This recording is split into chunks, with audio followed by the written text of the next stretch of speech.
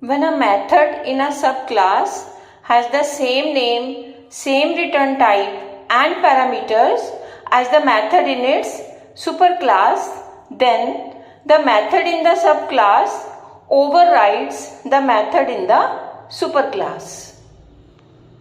Some key points for method overriding.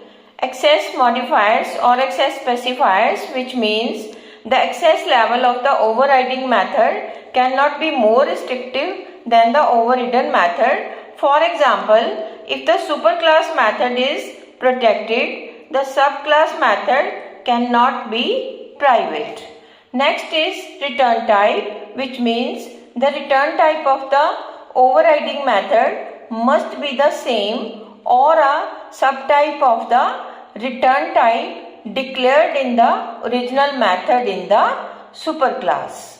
Methods declared with keyword static cannot be overridden as they belong to the class and they are class methods rather than instance methods of the class. For example, if a subclass defines a static method with the same name and parameter list as a static method in the superclass, it hides the superclass method rather than overriding it.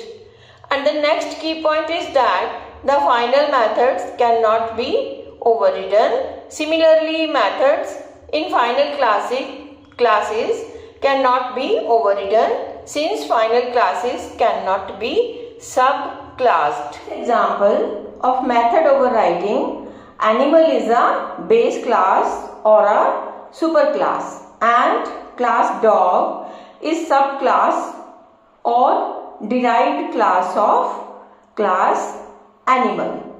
Now, superclass animal and subclass dog both have method sound with the same signature, and method sound of subclass dog overrides the method sound of superclass animal.